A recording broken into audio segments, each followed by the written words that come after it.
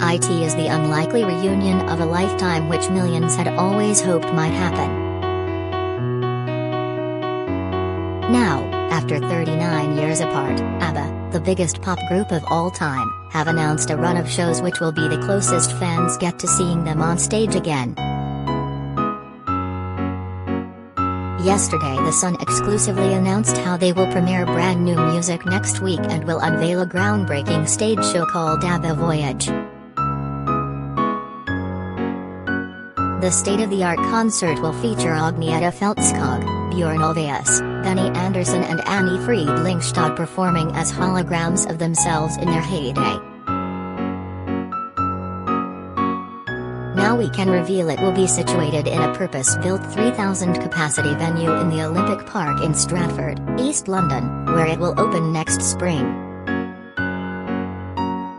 And an entire album of new music is being readied. The venture has already run up a huge, 8-figure cost, but it is expected to make hundreds of millions and thrill audiences. ABBA are set to announce the full details of their reunion music and the show next Thursday, having teased the project on social media and billboards yesterday. They have launched a new website with the message, Abba Voyage, the journey is about to begin. The 6,710 square meter theater will host 8 shows a week, giving fans the chance to get up close and personal with the recreations of the superstars, which will be joined on stage by real performers. All 4 members of the band have also agreed to come together for its launch, scheduled for next May. They have already been heavily involved, secretly flying over to London last September to shoot content for the show at Ealing Studios in West London. Body doubles in their 20s were also hired to film scenes which will be used during the show. Turned down $1 billion. Benny's son Ludwig, who was a producer on the hit ABBA-inspired movie comedy Mamma Mia! Here We Go Again in 2018, is helping to mastermind the production, and a heavyweight team has been enlisted to pull the show together. Swana Gisla, who has worked with Beyoncé, Coldplay, Madonna, and Oasis, will be a producer, while the former head of Universal Music Sweden, Per Sundin, is leading the plans. The entire theater, which will allow for a 360-degree immersive experience, has been built especially for the show, with a bar, food stalls and a shop on site.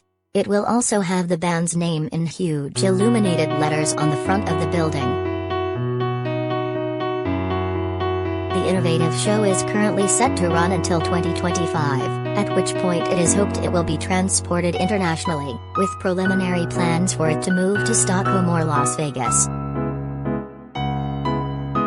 Planning documents show that the building itself has been designed to be broken down so it can be transported elsewhere. The whole process has been a labor of love for the band, who have long been reluctant to get back on stage together as a 4-piece. In 2000 they turned down a $1 billion offer to reunite for a global tour. Frida later said, "No amount of money would change our minds. Maybe it would be good to do a song together again, just a recording and nothing else." Their upcoming show was first teased in 2016 when it was announced they were reuniting to work on a digital entertainment experience featuring lifelike avatars, which they nicknamed ABBAGANZA. That same year they appeared together for the first time in 34 years at the launch of their Mamma Mia! Themed theater restaurant in Sweden.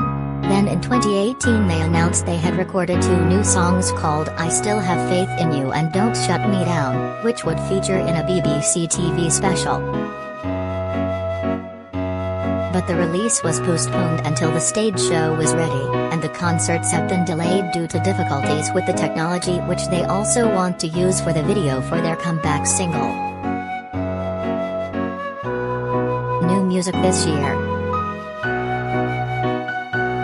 news which will excite fans even more. There is now believed to be an entire album's worth of music, with the band recording at least 8 songs together. Bjorn said in May, "There will be new music this year. That is definite." The group were active from 1972 to 1983 and sold more than 385 million records worldwide, with 9 #1 albums and 9 #1 singles in the UK alone. In June, their greatest hits compilation ABBA Gold became the first album ever to spend 1,000 consecutive weeks in the top 100. The 1992 record is also the second biggest selling album in the UK, with 5.61 million copies bought, behind only Queen's greatest hits. The two Mamma Mia! Films, West End stage show, and the immersive dining experience Mamma Mia! The Party at London's O2 Arena have also helped to introduce their music to an entirely new audience. And with their new shows, the band looks set to cement their legacy.